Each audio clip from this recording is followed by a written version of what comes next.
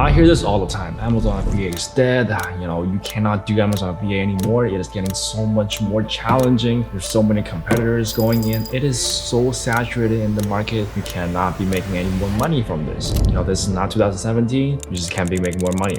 Now, I hear this all the time. Let me show you one of the clients that we helped launch. On the very first product she launched, she's able to reach $1,000 sales every single day on average. So by looking at all of the data sales proof that I just showed you, Amazon is definitely not dead, but Amazon is indeed getting more and more challenging to do, and you need to keep on adapting new strategies. But don't you worry, by following me and in this video, I am going to talk to you guys about some of the most recent challenges and talk about some of the biggest changes Amazon actually did and how we personally overcome it and stay ahead of our competitors. Are Amazon too saturated to go in? Well, yes and no. By 2025, active Amazon sellers are about to reach 2 million globally. So it is true that competitions are getting more and more fierce, but so is the opportunity for Amazon as well. Now, why do I say that? Like, as of 2023, Amazon FBA sellers accounts for 50% of all of Amazon's seller revenues. And according to FlipHub, more than 43% of sellers actually make more than $100,000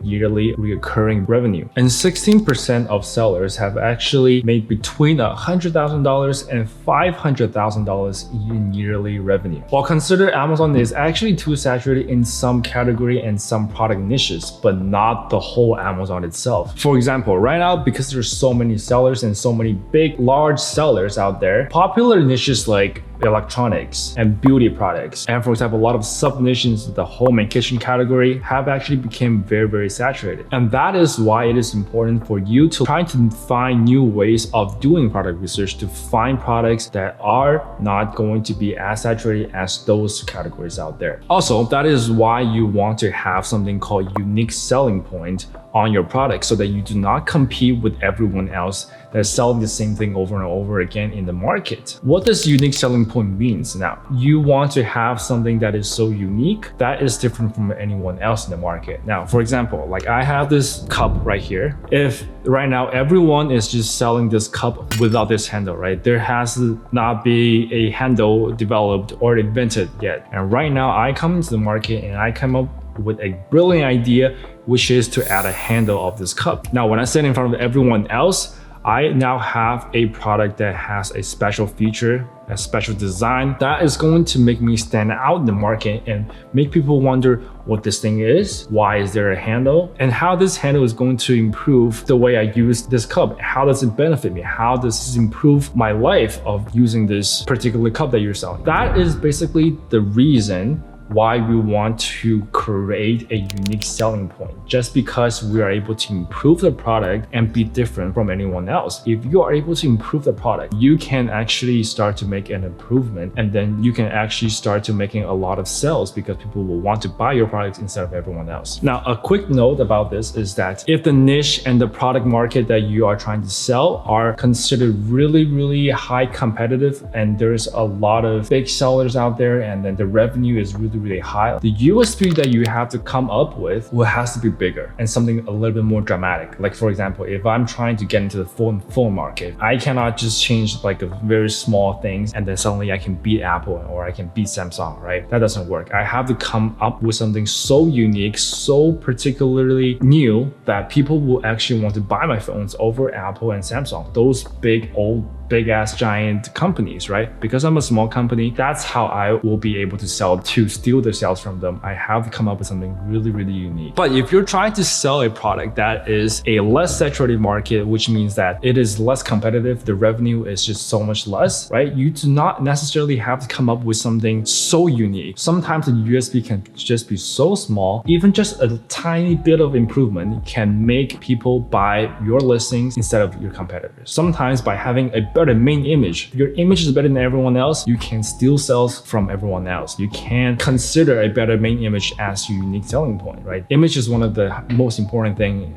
for Amazon listings. So I don't want you to worry too much about your unique selling point, that you feel like you need to come up with something extraordinary, that you feel like you have to become Steve Jobs, right? You do not have to be like that, right? If you are starting to sell on something that is not as competitive, you probably just need to have a product that is just slightly better than your competitors, okay? Hijackers in Amazon are getting just ridiculous right now. Everyone is being attacked by hijackers. A lot of people are just getting their listing hijacked and they're getting a lot of negative reviews because of hijackings. So what is hijacking in Amazon? So basically the people who come to your listing and try to sell under your listing are people we call hijackers. They will essentially hijack your buy box. So then when people click the buy box, the buy button on your Amazon listing, they are not actually buying your products. They're buying the hijacker's product because they own the buy box. And that's how you lose a sale. Now, in Amazon's algorithm, whoever has the lower price automatically wins the buy box. For example, if I'm selling a product at $10, but someone else come in and say that, oh, this is my listing, this is my product, and I'm selling it at $9. Amazon doesn't care who actually owns the listings, but Amazon knows that, okay, this guy are selling the product for $9. So I'm gonna give this buy box to him.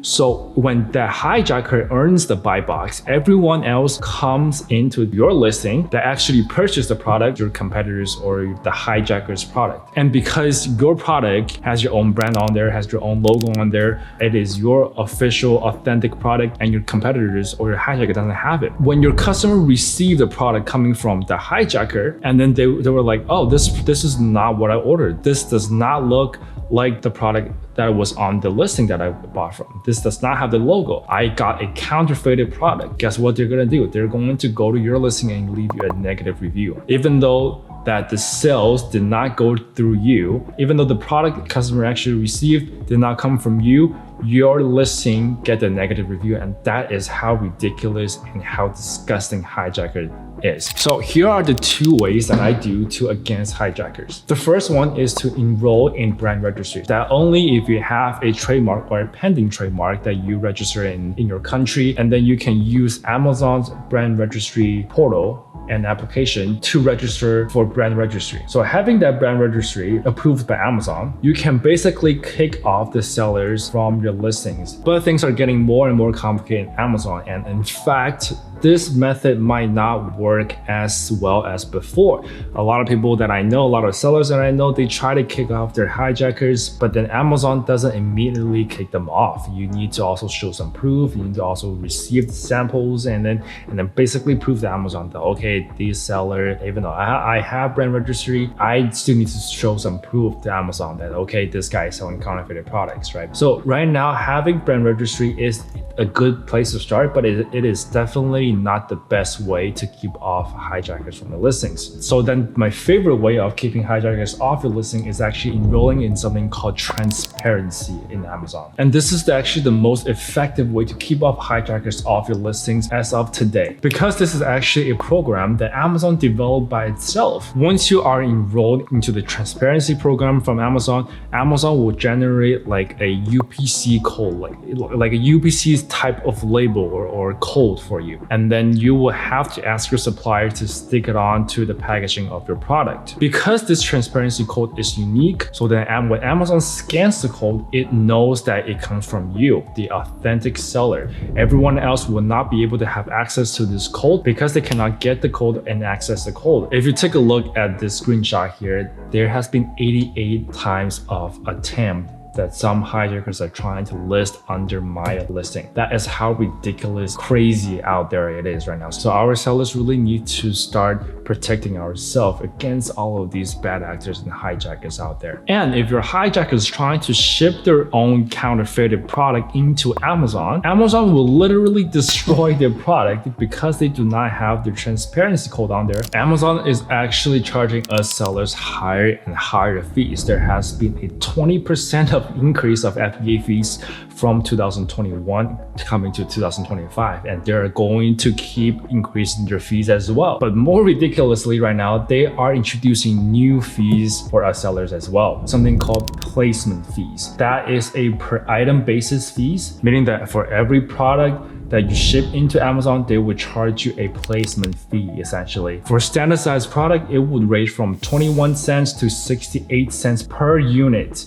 That is how crazy it is. And for oversized products, they actually charges you $2 16 cents per unit up to $6 per unit, meaning that if you are shipping oversized items, you are getting a lot of margins taken out because of the placement fee. And well, that could be considered as an opportunity because there's going to be less sellers competing with you because they cannot be making money from those niches. But my point is that Amazon is charging us higher and higher fees, and how do we overcome this problem? Now, the second new Amazon fee that they're starting to charging us is something called low inventory surcharge. So before, Amazon would charge us more if we have high stock that are not selling and they are just storing it in Amazon warehouse for a long time, and then Amazon basically charges you a high storage fee, which is just ridiculous and it doesn't really make any sense. For example, you are selling 1,000 units of this product per month, but now you only have 500 units available. So Amazon will actually charge us a low inventory fee based for each of those 500 units you have inside of your inventory. So it is getting harder and harder to calculate the precise fees that Amazon is charging you. Amazon advertising fees are also getting a lot higher right now.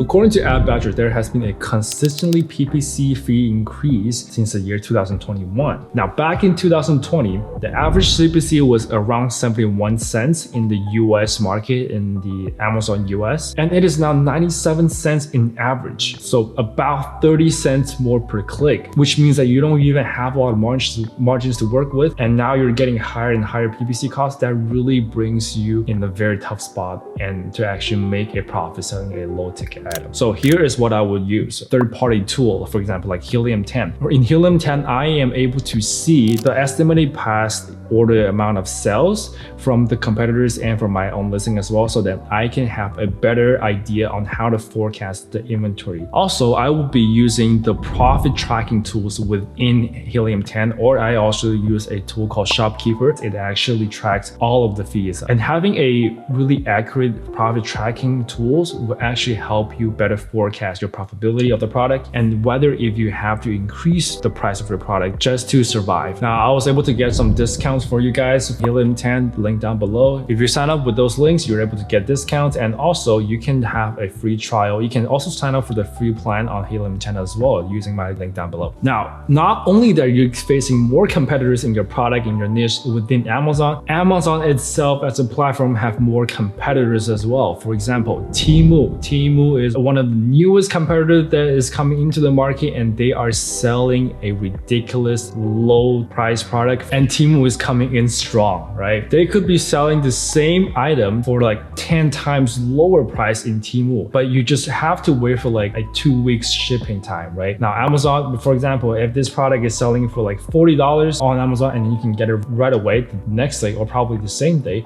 on Temu you can buy the same exact product for probably like $10 or like $4, but then you just probably have to wait for like around like 2 weeks shipping time. But what the thing is that there's a lot of meme in Temu is that you're trying to buy a product that's supposed to be like a product on Amazon, but then they receive something completely different. I'm gonna show you the one that I enjoy the most, which is absolutely ridiculous from people buying stuff from Temu. Now, this really teaches us that you cannot be selling random products on Amazon, because that random product could be selling 10 times or 40 times less the price on other platforms, and you have no competition's value. So what I recommend is do something called private labeling. Now, private label means that you're going to manufacture the product yourself, and then you're actually going to put your own brand and logo onto your product and make that product better than your competitors. Like what I said before, you want to have a USP, a unique selling point that is different from your competitors. So if you have a private label product that is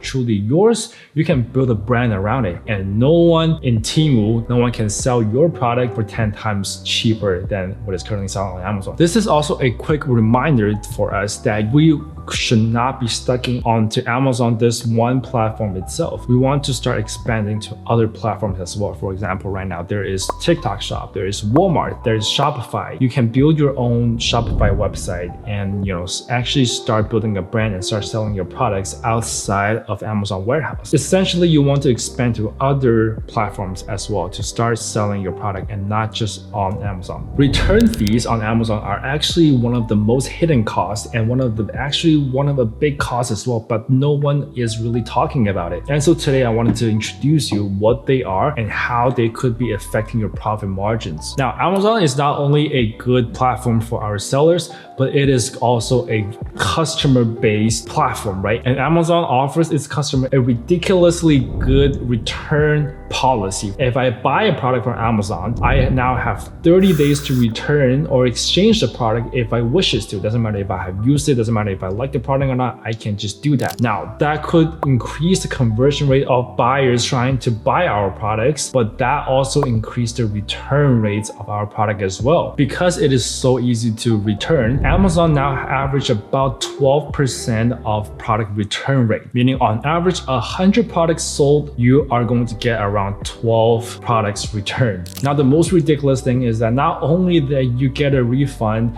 issued by your customers, you are also going to be paying extra fees for their refunds. So let me break it down for you. Whenever a customer buy a product from you, these are the fees that you have to pay for Amazon. First of all, it is their FBA fees, which is a flat shipping fee based on the product size, dimensions, and the unit and the weight of the product. And then there's of course the cost of good of your product, how much you have to manufacture and ship it into Amazon warehouse. And also you have to pay Amazon a referral fee, which is a 15% commission fee every time they charges you when you make a sale on Amazon. What happens when a customer try to get a refund from Amazon? Now, customer gets the reimbursement from Amazon before Amazon receives the product and to check if the product is really in good shape or like if it is really your product. And then Amazon charges you, the seller, a fee called return processing fee for the return cost. And I have a list right here to show you that for small standard items, it could go from $1.78 per return processing fee to like large standard size $6.74 or like $5 and so on and so forth. And this is one of the hidden costs that it is very hard for you to find out about if you do not have a accurate profit tracking tools like Helium 10 or Shopkeeper, which I have a link down below for you guys to get extra discount on there. And not only that you have to pay for a refund processing fee, Amazon also will not get your FBA fees that you pay for them back. The FBA fees that you just pay for them are just gone. You do not get that money back. Well, now you might be wondering, okay, well, now I get a refund from the customer. I will still have my product for me to resell this product again. But this is not always the case. Now, Amazon will take a look at the product and see if it is resellable or not. If it is not resellable, they will just dispose the product for you, or they will just send it back to whatever the address you give it to them. Sometimes they think that the product is still sellable, and then they will try to sell your product to the customers again. They will put that product back into your inventory. But that comes with the risk. That product that Amazon think is still sellable could be a used product by someone else. So the product might not be looking brand new. The product packaging looks like it has been opened. It looks like it's been used product. And when a new customer who purchased a product got the refund and sellable product deemed by Amazon, when they receive their product and see that this item has been used, they will get really angry, get really frustrated, and leave you a bad negative review. So what I normally do right now is that doesn't matter when the customer return back the product, I will not let Amazon try to check and see if it's really sellable or not. So again,